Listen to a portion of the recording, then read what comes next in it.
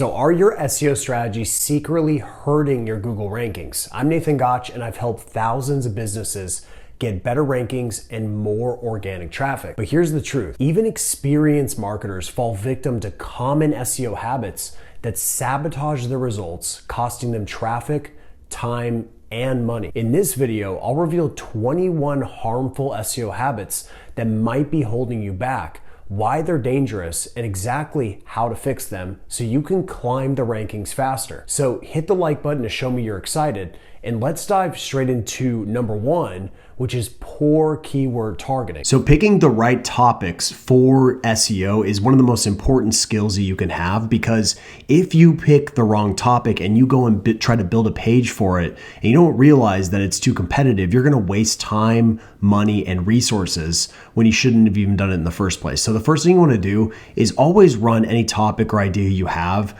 through a keyword research tool like Rankability, and you can quickly see the difficulty level. So like in this context, the difficulty is based on backlinks. So how many links are you gonna need to be able to rank for this? And as you can tell, it's highly competitive, but more importantly, the thing that really matters is if it's gonna require a lot of backlinks, that means that it's going to be a very big investment. And you also have to consider, is that investment worth it? Are you actually going to see an ROI by trying to rank for that keyword?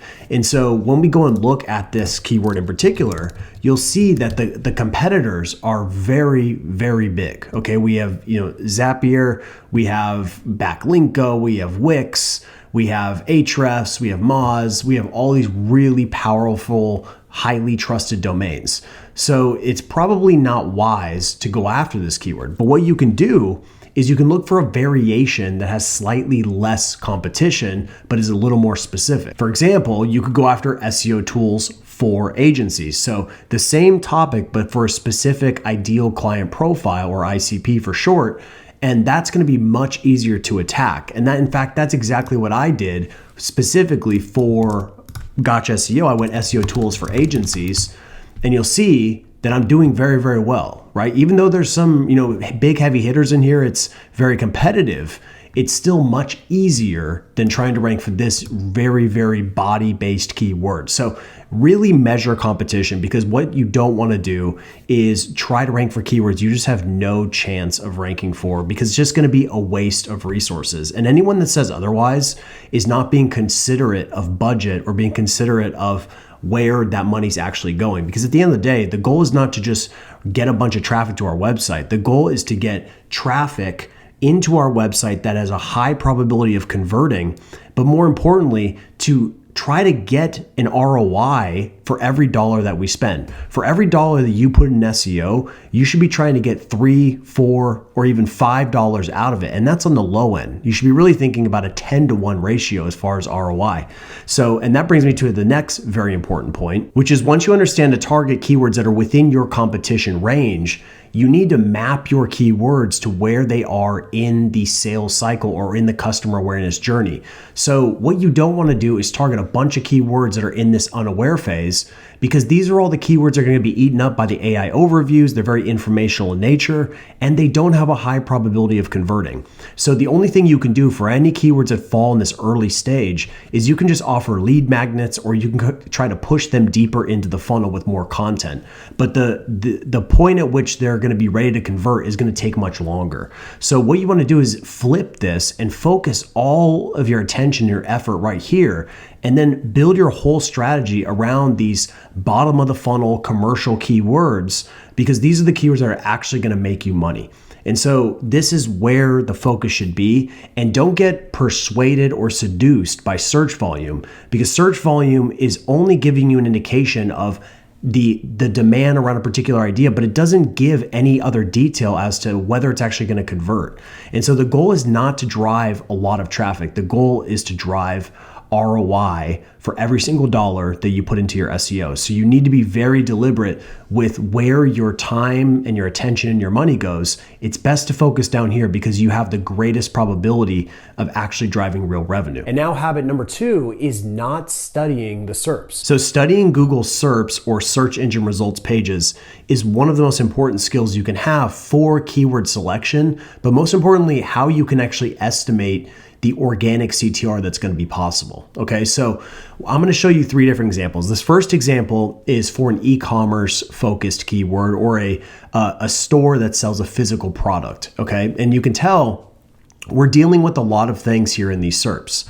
So right away, we can see there are no organic results that are even above the fold at all. So we have a sponsored block here. We've got 2 sponsored Google ads here. And then we finally get into the popular products here. Okay, so you could argue these are kind of organic, but it's not your traditional organic results. Plus, we've got all kinds of filtering mechanisms over here that, ultimately will distract the user even more, meaning less organic CTR to grab in this particular keyword. Now, finally, we get to the traditional organic results. And so what you want to do is when you're looking at any keyword and you're trying to understand that keyword, you need to try to at least estimate what that CTR is going to be like. So if you're working with a client, for example, you can't say that they're going to get terrific CTR for this keyword. That would be that would not be honest when you look at these results. What you should say instead is, based on normal environments where it's straight organic results, the first result typically gets 30%. But because of all these other SERP features, just to be conservative, maybe we should cut that in half. So maybe let's say if we get to number 1, that could drive us, 15% of the total clicks. But even then, I'd probably go even more conservative than that in this scenario. And this is why it's really important that you don't get hyper-focused on just this one singular keyword phrase. Of course, you need to build your pages around a particular idea, but think more about the total amount of traffic going to a page. That's what matters way more than where you're positioned for like one specific variation of that phrase. Measure performance based on how much traffic that page is getting, not just based on your individual keyword rankings. So, but the point is, like, study the SERPs, get a good idea of what you're up against. And so this one here, I would project my CTR expectations to be much lower because we're just dealing with so many different SERP features and so many different things that could pull clicks away, even if you're doing a good job at ranking. So that's the first one, the e-commerce front. The second one is something much more informational in nature, which for pretty much every informational keyword at this point, we're seeing a lot of similarities. The first is these AI overviews. They pop up a lot now across many queries. Notice they didn't pop up here for this e-commerce keyword. That's a commonality. We don't see a lot of AI overviews for e-commerce focused keywords. That could change. But for now, it's very prevalent for informational queries. And you can see, this is changes the game quite a bit, because now we've only got about 3 results up here that Google is citing.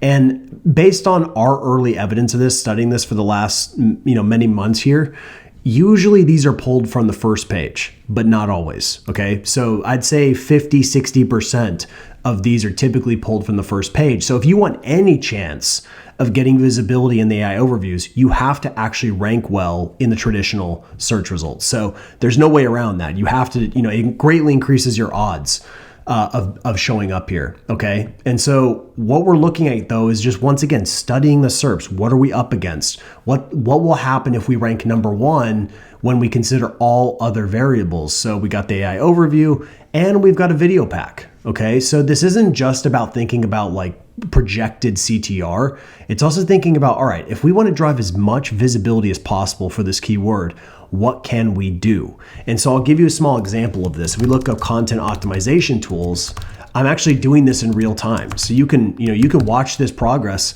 but you'll see here, I rank, this is my actual web page that's ranking, but then I actually rank here. And then if we scroll down, I've got 3 different rankings from YouTube, okay?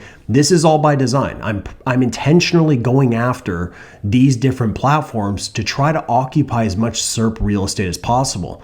The only reason why it developed such a strategy is because I saw that there were these different SERP features. So I said, okay, I'm going to, create my mother asset. So you should always build a mother asset like this. This is like your focus. This is the core. This is the one that you really want to kind of build around. But then you want to study the SERPs and say, okay, where else can I rank so I can capture more CTR for this keyword? Okay. And it's the same thing. The one I just showed, SEO tools for agencies. You'll see once again, we're sitting right here, but if we go down, there's also another result for us down here. We've got 2 other YouTube videos, okay? So the idea here is to try to just grab as much real estate as we can, and don't just view this as your only, don't just view it as your only opportunity is to rank your one web page. View it as, no, we have this keyword that we want to rank for. So how do we get here regardless of what property it is, regardless of whether it's our website versus another website? That kind of thinking has to be removed. And yes, we want to focus on our website, but more importantly, we want to focus on where we can rank the fastest and the easiest. Sometimes YouTube is a better option in many cases. So just keep that in mind as you study the SERPs. But most importantly, don't just rely on organic either. Like if I was, looking at furnace repair Chicago, we've got the local service ads. I mean, it's kind of a no-brainer that you should make that investment too, because it's way above the fold. It's above the local pack. So if you're not doing it, you're probably missing out on business and leads. But more importantly, looking at this, like on a local level, if you're not performing in the local pack, you're going to be missing out on a lot of business. So this is no longer just like focus on traditional organic. You got to really get focused on multiple areas, multiple channels to really be able to do this the right way. And at the end of the day, the focus needs to be on how do we generate as many leads or as sales for whatever industry we're going after. Stop thinking so much about how do I rank my one web page. Because that's kind of going to be a dying strategy. That is the mother asset, but we should be building around it. Try to capture more real estate. Which brings us to number 3, ignoring information gain. So you probably already know that creating highly relevant content is very important for SEO, but one of the other big elements that you need to focus on is information gain, which essentially all that means is that your content is bringing something new and fresh to the table. And so when you look at a keyword, what you want to do is you want to target the same topics that the competitors are targeting. You do want to do that, but you also want to think about what's something we can do that's very unique for this keyword. So the best way to kind of explain this is just in a couple of examples. So this one here you're looking at is best CMS for SEO. And I've been ranking for this probably for, I think since maybe 2016-ish. We'll go ahead and look here. Yeah, 2016 is when I started ranking for this. Okay. And this is not your prototypical long form piece of content. The reason why this performs, though, there's a few reasons. Number one is it has really good links. So the intent here to build this asset was actually more for link bait. Wasn't necessarily to rank really for a lot of keywords. It's more just to drive links. But the end outcome was it actually did end up ranking for best CMS for SEO. And so the first part of this is links, and I'm not going to pretend like that didn't play a role here. But the other big part is that this content is very unique. And I do believe that is built into the algorithm. I do believe Google has a way to see content that does have some sort of unique elements to it. And so the way that I typically will approach this is try to create my own data. So do my own case studies, create my own data, and that way no one else can copy it, right? Now they can reference this data. They could try to recreate this study, but at the end of the day, this data is all unique. It's all based on just my one isolated case study. So this is the idea. You can create uniqueness by coming up with your own insights. Another way to do it is this. I have a highly controversial post here about Google being biased. And so I looked at, a bunch of search results and then studied it based, really from an SEO perspective, not a political perspective. But, of course, I knew it would get political. But the point is like I wanted to examine it like from an SEO perspective and see like, is there actual bias? And you can read the study if you want. But the point is like, as far as it being unique, the content itself is very unique. No one else has done a study like this. But the other thing that makes it really unique, and it's something that a lot of people don't really think about, is the user-generated content. So I'll let you have some fun if you want to go and read some of these comments. But, I accept every comment. Everyone that's negative, the ones that are positive, I accept them all, because what I want to do is I want there to be uniqueness here. I want this UGC to add stuff to this page that can't be found anywhere else. Okay, so it's not just about the meat of the page. It's also you can create that uniqueness with the UGC. Okay, so as you can tell, data is my favorite kind of angle. But another one is using just like your time as a unique angle. So for this one, I wanted to rank for best SEO books, but I saw like all the top results were from really strong websites. So I knew I had to come up with something very unique. So I decided to buy every single book on Amazon and read all the SEO books, okay? And I have proof that I did it because I actually show like my Amazon purchase history, and then I actually reviewed all of the top ones. But the idea here is, once again, I'm using my time and I'm coming up with an angle that I know most people won't. So if you look at Google's EEAT guidelines, you'll see a lot of stuff about effort. Effort is a big element to content that seems to perform better. And so really thinking about like, how can I put more effort into my content probably might pay off. Okay. I can't guarantee it, but if in life, it does seem to be like a consistent variable is the more effort you put into something, typically the better it will do. It's not always true, but it greatly increases your odds. So there's a lot that you can do to make your content unique, and to kind of tap into this element of information gain. And this is an area that I really love. I have so much fun with this because it's actually really easy to beat people these days, because almost everyone has gotten so lazy because they just go into ChatGPT and they think it's going to solve their content problems. But if you just put in a little extra effort, a little extra research, a little uniqueness, I like to mess around with memes and like make the content super unique. This is what it's all about. Right. And this is how you make your content unique. It's not just about the words. It's how that content is structured too. What can you do to make it feel like your content? How to make it unique compared to all of the garbage that's out there online? The good news is it's not that difficult. So think about that every time you create a page. How do we make this page really stand out? How do we make it really different than what's already out there? Next up at number 4 is a common trap, which is focusing on quantity over quality. So occasionally you may run into some people talking about how they created a bunch of content and they got a huge spike in organic search traffic from Google. But very rarely will you find a case study where someone did that and that traffic actually stuck for a significant amount of time. So usually when you focus on quantity over quality, you can get a big lift in the short term. But long term, it doesn't really work. And you won't find many examples of it working long term. Okay.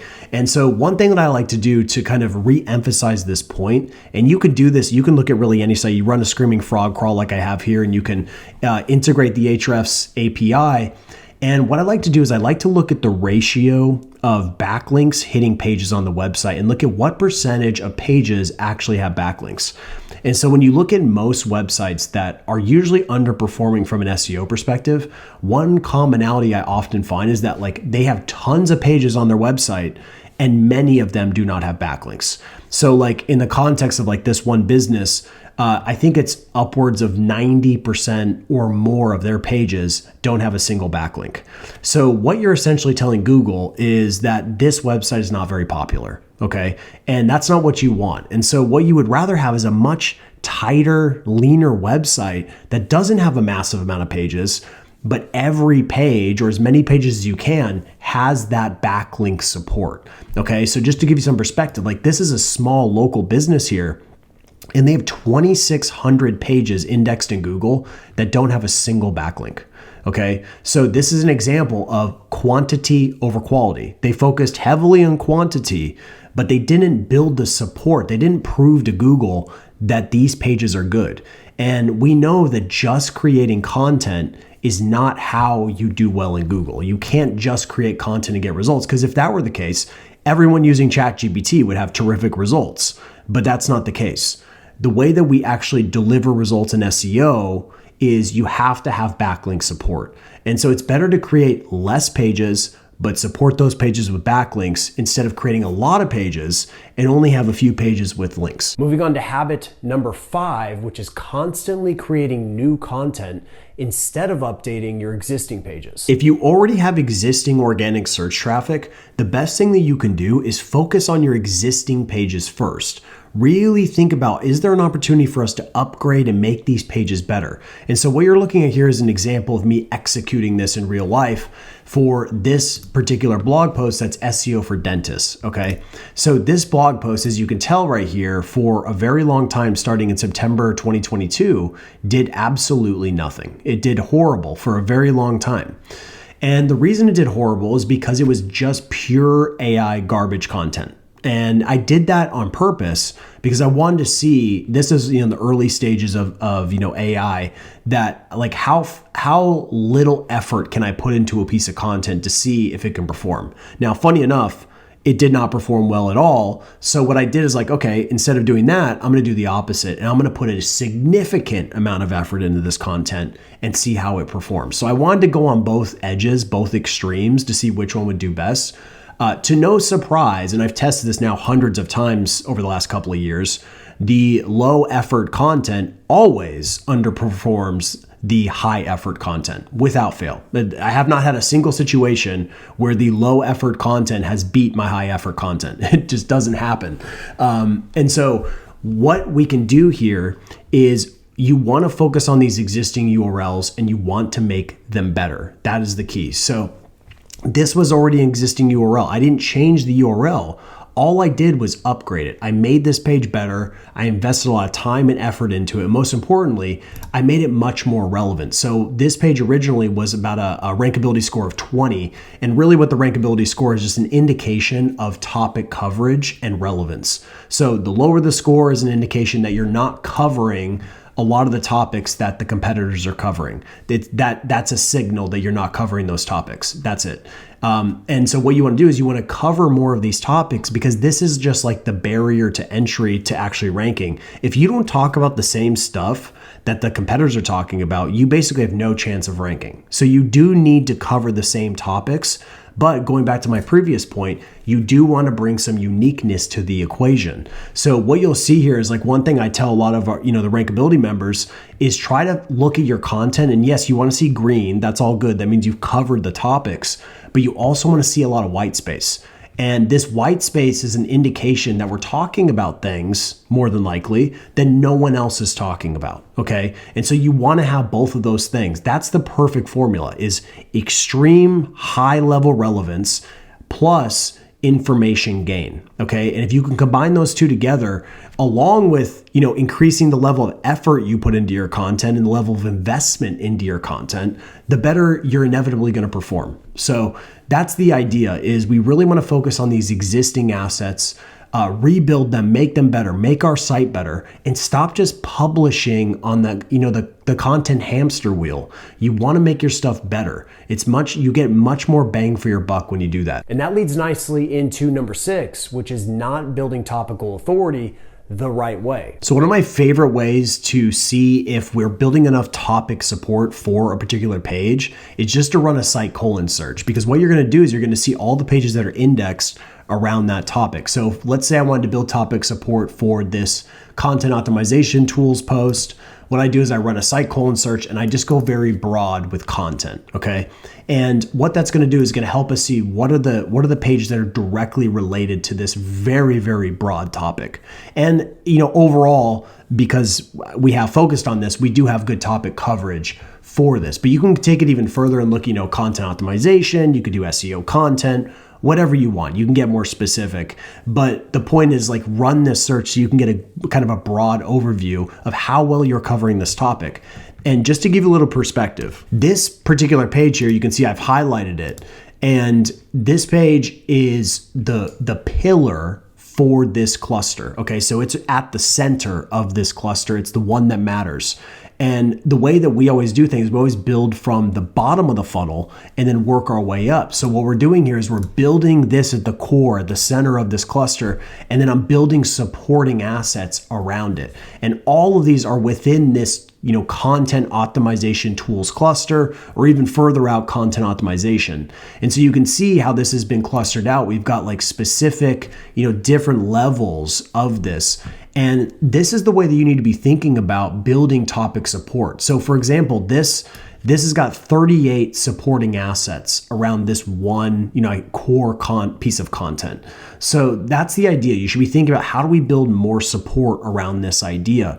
And that's how you really do this. And you got to get really granular. So like right now, I still think there's room to, probably go up to 100 assets just in this one cluster. There's so much opportunity, and people greatly underestimate how much opportunity there is to build real authority around a particular idea. So don't underestimate that. At number 7, a foundational mistake is neglecting essential on-page SEO. So at a bare minimum for on-page SEO, you need to have your keyword in the title, in the meta description, in the URL. You want it in the H1, and ideally you could get it in the first sentence or a variation here in the first sentence.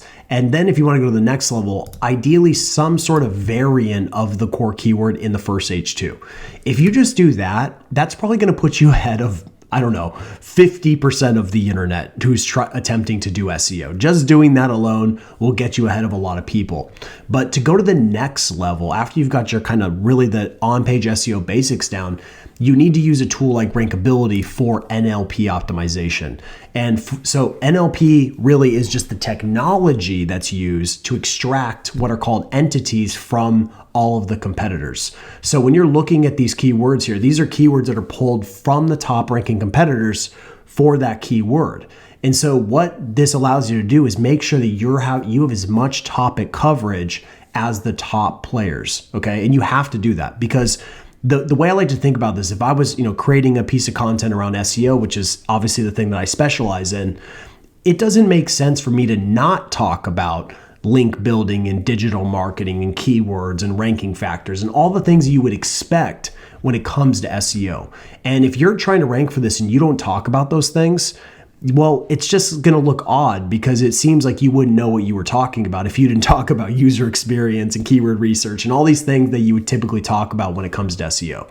So this is like the bare minimum you have to do to build proper relevance. Now, number 8 might surprise you, but it's ignoring schema markup. So I could dedicate a whole video to schema markup, but the main reason I want to do is, number 1, it helps build more relevance. It helps drive more detail for our pages so that the algorithms understand our pages better, okay? It's just a bare minimum that we should be doing, but also the SERP features that it gives us. So what you're looking at here for Rankability Review, this is product review schema. And so because there's schema on this page, we are getting those star ratings in there, which then hopefully increases organic CTR. Now, the good news is with ChatGPT, this is a breeze now. So you can see here, I just went into ChatGPT and had it create this schema for me. Very simple prompt, gave it the URL, gave it the title, gave it my star ratings, and obviously gave it the, the inputs that it needs.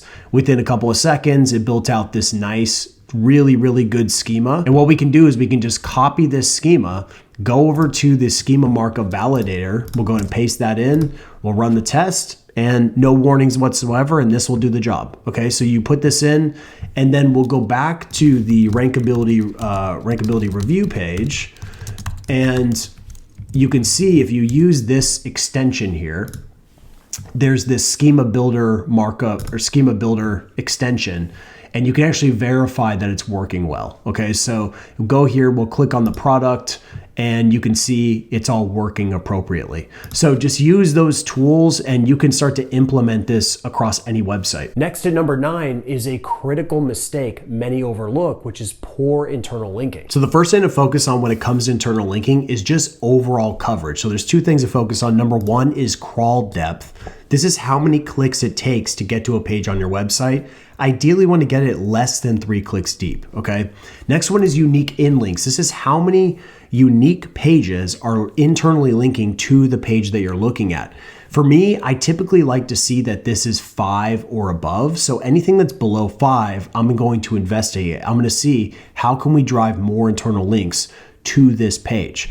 And then from there, it's just to focus on internal link anchor text. So I'll show you this example here.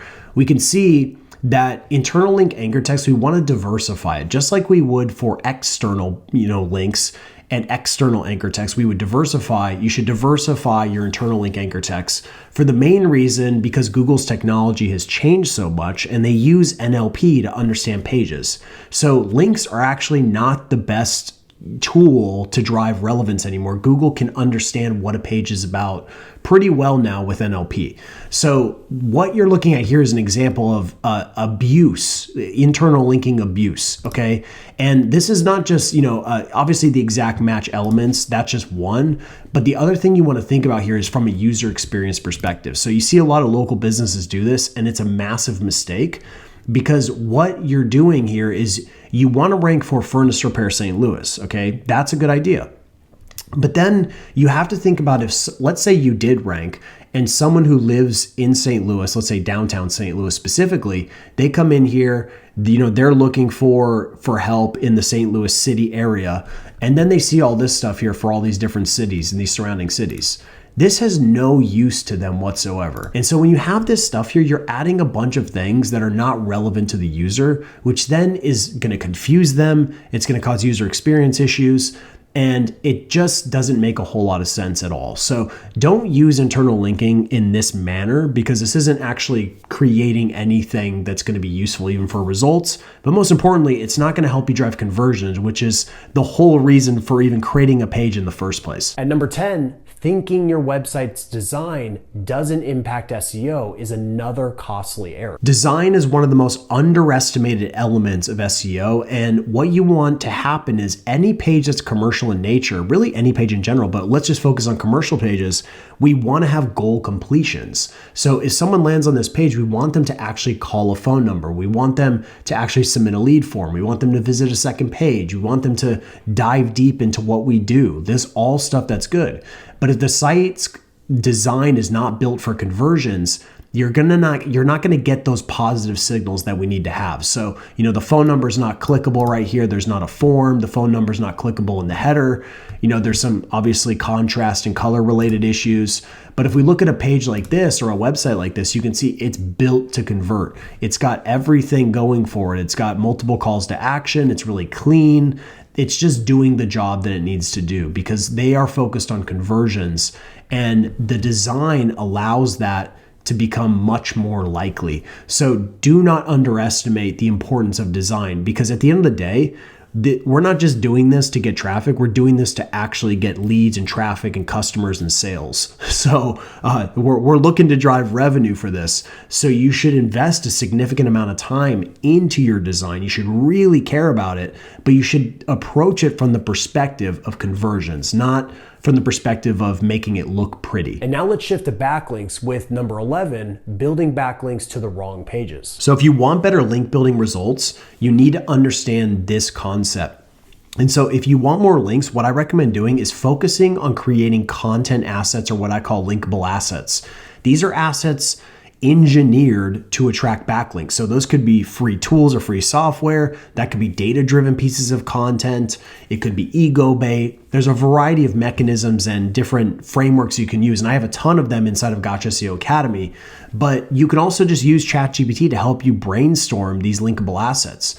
But the reason you want to build these is because, number one, they can actually help you attract backlinks naturally, which is the only way to truly scale your link profile. But more importantly, we can build links and acquire links in a very natural way. So instead of driving these backlinks to the homepage or a category page or a product page in the context of e-commerce, you're going to drive backlinks to the content asset, which is a page or some type of asset that actually deserves to get backlinks. And then from there, you're going to use internal links to drive that link equity to all the commercial pages.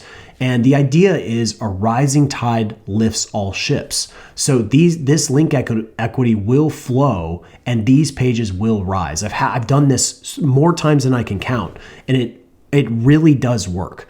And I think some people think you have to just drive backlinks to these pages, but you can build relevance and build authority through your content assets and then just drive all of those positive signals to those commercial pages, and it works incredibly well. Closely related, number 12 is the risky practice of aggressive anchor text. So your anchor text is one of those link building variables that is a surefire way to get penalized. And so you got to be really careful. Google is extremely good at identifying signals of link spam, but in particular, anchor text is one of those areas where the algorithms are really good at identifying, using that as their trigger for then ultimately assigning that link spam to that particular website. Okay, so just be really, really careful. And so you're looking at here like an anchor text profile for one of my pages, and you could see the primary keyword is, it has about 14%, which is pretty high to be totally honest, and it should definitely be lower.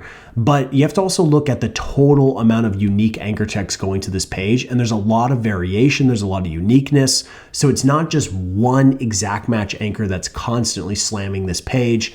There is diversity, and this is the idea. So in a perfect world, we could get this down, but as a page accumulates links, you can't always control the ratios, but it's something you do want to keep an eye on and make sure that it's not getting completely unbalanced to the point where like, okay, this page has a lot of exact match anchor text, which is an indication that you have some levels of control over those backlinks. And Google wants you to get links naturally, even though that's very difficult.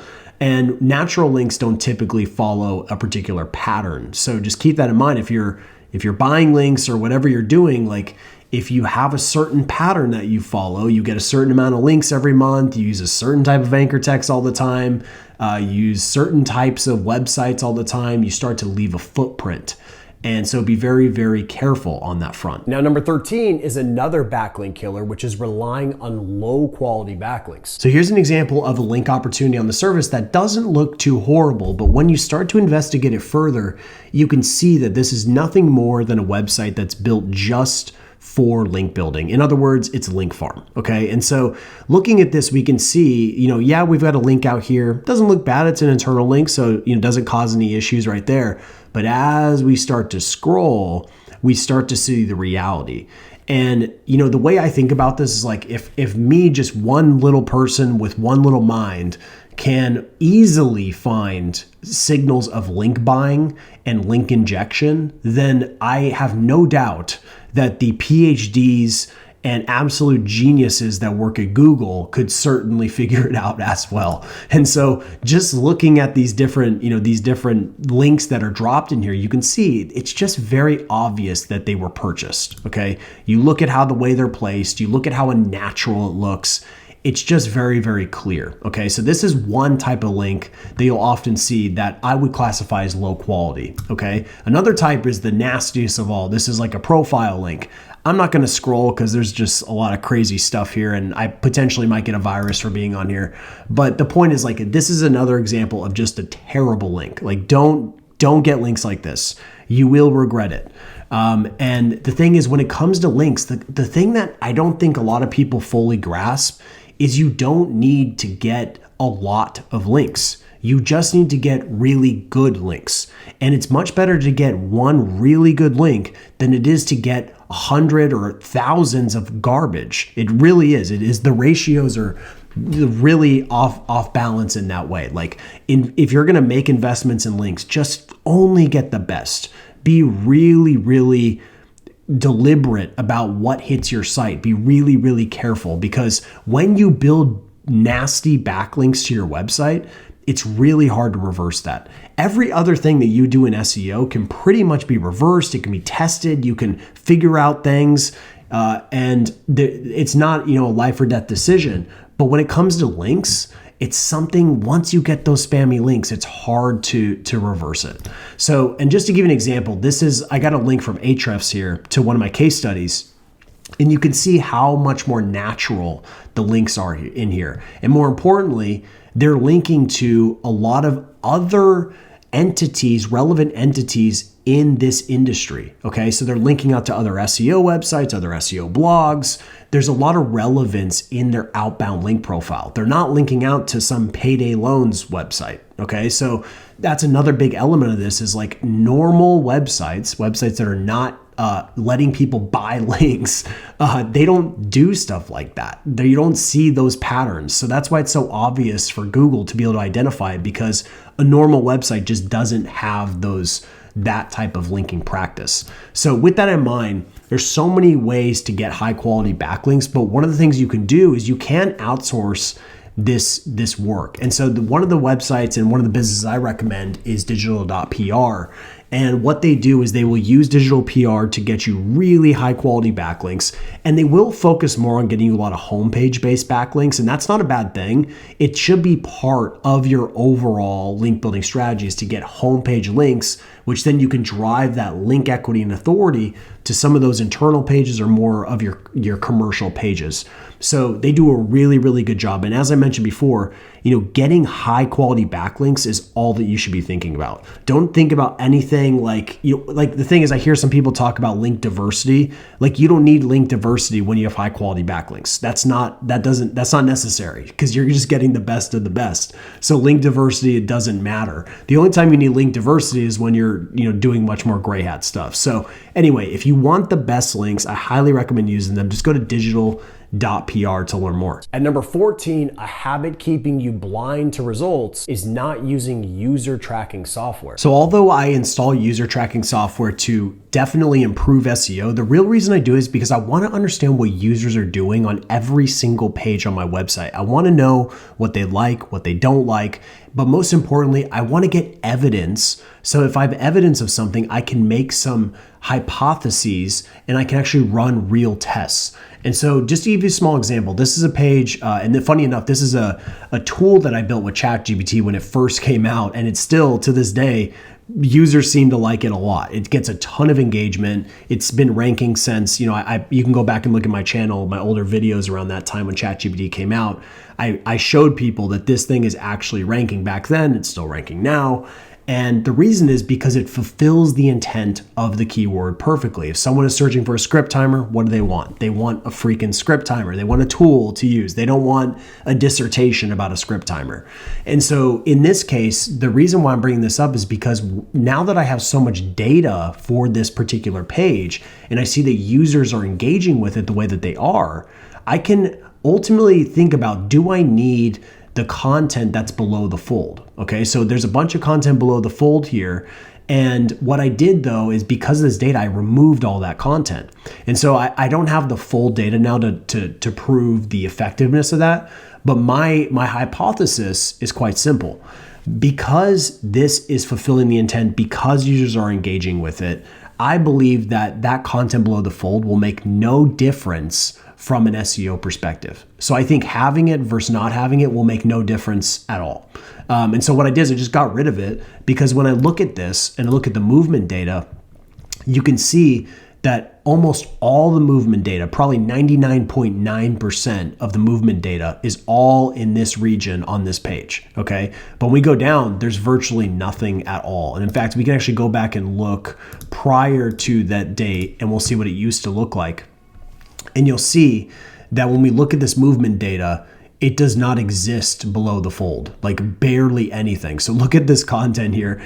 There's really nothing, right? Basically nothing at all. But right here, we see where the attention is, okay? And so I believe that Google uses user signals as part of its ranking algorithm. And so this is an example of, I could have never run this test accurately without having this data. So the data gives you power. I cannot stress it enough. Please, if you're going to make any investment in tools, you definitely want some sort of user tracking software. I don't even care which one you pick. Just pick one, because it gives you just powerful insights that you just would not get otherwise. And speaking of wasted efforts, number 15 is spending time on low impact SEO activities. There are a million different things you can do in an SEO campaign, but not everything is as impactful. And so what I did a long time ago is I created a very simple kind of categorization process for every action that exists in SEO. And so what I use, and you can also use this as well, is based on the ICE formula. And this is really used in SaaS, but I used it in the context of SEO. So impact, confidence, and ease. Impact is, how impactful is this action from an SEO perspective? How confident am I that it's actually going to deliver that result? And then what's the difficulty level of that particular action? So, and then you get a total, and you can actually start to categorize these actions. But what people tend to do is focus on the easy things in SEO. So like they might go and update meta descriptions or update title tags or all this little micro stuff that doesn't have a massive impact. And that, while that stuff is useful and maybe does have some value, it has no comparison to something that is much more high impact, like, fixing a 404 page with existing backlinks. It's a very simple action, but it can have a very big impact on performance. So it's much better to focus on the 80-20 of SEO. Focus on the 20% of actions that deliver 80% of the results.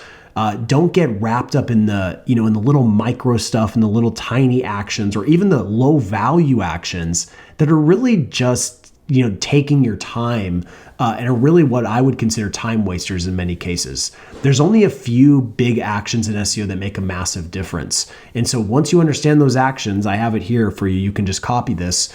You're going to start getting much better results and spending less time on stuff that just doesn't move the needle. Now on to number 17, a strategic misstep, which is knee-jerk reactions to Google updates. So Google releases many updates throughout the year, and some are bigger than others.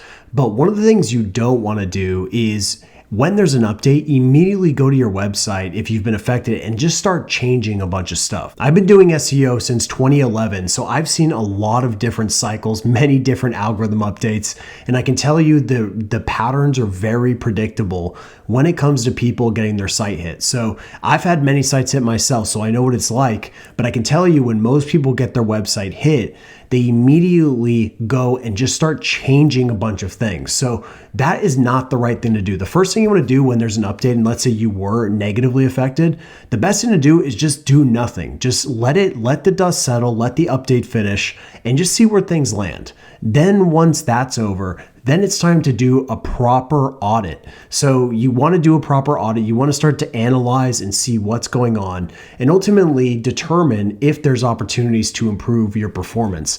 And if you were hit by an update, as much as you see on social media with people claiming that, their website's great and there's no reason they should have been hit, I've never once seen a website that was unfairly hit that had no issues whatsoever. Every website that I've ever seen that's been hit by an update and has lost significant traffic has issues. And that just makes sense because pretty much every website on the internet is going to have some issues. Some are just bigger than others. And so what you want to do is just try to find out what those core issues are. And of course, there's not always a perfect answer, especially with some of the recent updates where it seems to be much more random as far as Google's penalties. But at the end of the day, just be careful with just shifting things around. When there's an update, just sit back, let it finish, and once the dust is settled, then start to diagnose. Similarly problematic at number 17 is listening only to Google's SEO advice. So last year there was a huge Google leak, and in this leak, a lot of things were uncovered. And just to give you a very high level overview, there were a lot of things that SEOs like myself have been talking about for many, many years that we said were ranking factors. And then Google, as part of its propaganda machine, said that, things like organic CTR were not ranking factors, or that backlinks weren't that important anymore, or that Google Chrome doesn't track user engagement, user signals, and then translates that over to organic search performance. There's a whole laundry list of various things that Google claimed were either A, not ranking factors, or B, weren't that important for performance, which makes perfect sense because they don't want people understanding their algorithms because then you can manipulate them. So their greatest weapon is to push out a lot of misinformation just to muddy the waters. And that's their most effective tool. It's actually not their algorithms. Their most effective tool is the propaganda that they can spread with humans. But the point is be very careful with what Google tells you. If Google is saying something, just be very careful to believe it. Go and do your own testing, do your own independent research, and get real facts from in the field experience. And the only way to do that is to actually do SEO. You have to do SEO yourself, run your own tests. And yes, you're going to get some anecdotal evidence. You may not have the largest, test data, but you can start to see commonalities. You can start to see certain variables that move the needle and certain variables that don't. You have to be willing to test. That's the only way to truly learn. and don't just listen to what Google says and then treat it like gospel. And now number 18 is not being patient enough. So there's a pretty old study from Ahrefs where they did an analysis and they found out that the average page in the top 10 was over 2 years old. So patience is really critical. And this makes sense because pages that are aged and older tend to accumulate more backlinks, which then kind of solidifies their position. But I would say, just because this study is a little outdated, there's a lot more volatility in the SERPs. So there's not the days of like ranking at the top and kind of staying there forever doesn't really happen, at least for semi-competitive keywords. But the point remains that patience is still important. You need to give time. As soon as you publish a new piece of content or you've optimized an existing piece of content, you need to give it enough breathing room to actually settle. The way that I like to do it is when we publish or we do an update or an upgrade on a page is I give it, up until the point until I see stagnation. So once the rankings have stagnated, once the traffic has kind of gone flat for a couple of months typically, then I know we got to introduce some new variables to push that page over the edge. But until then, there's no point of really messing around until you finally hit that set point. Once you've hit that set point, now it's time to introduce some additional ranking factors. So that might be acquiring more backlinks. That might be making the page deeper and more comprehensive and more relevant. It might be, driving some internal links to it. There's a lot of different things we can do to move the needle. But the point is just wait till things stagnate. For number 19, beware of an overly narrow focus by ignoring other digital marketing channels beyond Google. So I absolutely love SEO, and it's the single reason how I've been able to achieve financial freedom and ultimately be able to build a business that I really love. It's all because of SEO.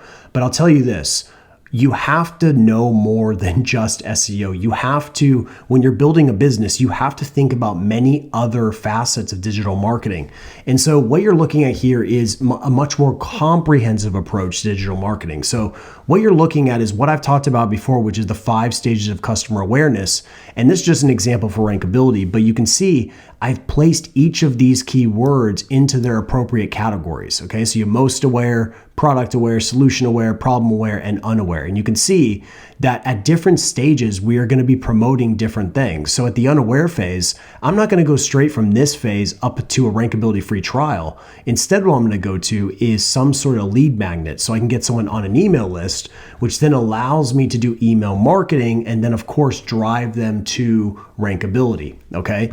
And as you go deeper into the funnel, you'll see that it becomes much more appropriate to go direct to that offer. But the further they are from conversion, the better it is to promote some sort of free lead magnet that doesn't require a credit card and maybe just requires an email. So that's how you can kind of, use these different phases to align the offer to whatever stage they are in this cycle. Okay. And then the other thing too is thinking about like, what's the core thing that we're going after? So, you have content, in this case, content optimization. So what I want to do is I want to create assets on my owned assets around this topic. So it's going to be my website. On the website, I'm going to create different assets here at each stage. I'm also going to create link bait that's specific to content optimization. And then this is really like the foundation of what you do. Then to layer on top of that, you want to start to create content about or about your core topic on your, what I call your rented assets. So that's going to be the YouTube, LinkedIn, TikTok, Instagram, all of these, what some people call owned assets, but they're actually not owned assets because you don't own these channels. At any point, it could be taken away from you. So it's not technically an owned asset, in my opinion. It's more of a rented asset, but they're still really, really important. And I've showed the example already in this video, but we'll just show, content optimization tools. This is to show you the power of omnipresence. You can see like my YouTube video is outperforming my URL right now, my actual website content at this current moment, okay? And we've got other videos that are doing really, really well too. So this is the beauty of going multi-channel omnipresent, because you can actually drive way more awareness, way more traffic, and honestly, way more leads and sales. Now we're almost there. Number 20 is not leveraging AI technology to build scalable SEO systems. So just to give you some perspective on this is just my SOP for upgrading existing content. It's 47 pages long. It has tons of videos to support it. And so this is the stuff that my team members go through and actually use to implement work in the SEO campaigns. It's also what, over 300 agencies are using with all of their clients to execute SEO campaigns. But just to give you a small example of what it takes to really build proper systems, here's just the process for just upgrading an existing asset. And you can see the level of detail that you should go to create these systems. And I've spent an enormous amount of time building systems over the years, because every time that you do a task, you should be thinking about how you can never do it again. If it's a task that happens more than once and you know it's going to happen more than once, meaning it's reoccurring, but it's not at any particular cadence, then you should be building out a system for it. Try to not repeat the same tasks over and over again. Instead, build a system, invest that time. Yes, it does take a lot of time. You invest that time though to save you, hundreds and hundreds of hours over the long term. And so now with ChatGPT, you can build a lot of these systems yourself. And then eventually, we'll be able to have the AI agents go through and do a lot of this work. But for now, you do need to build out these systems. So the way that I personally handle this is I always build the system with, just a straight Google Doc, build the systems in here, also have video documentation of the task. And then we assign the task in Asana, and then we just link to this SOP and the videos. So that way, who's ever going through it, they always have proper reference points.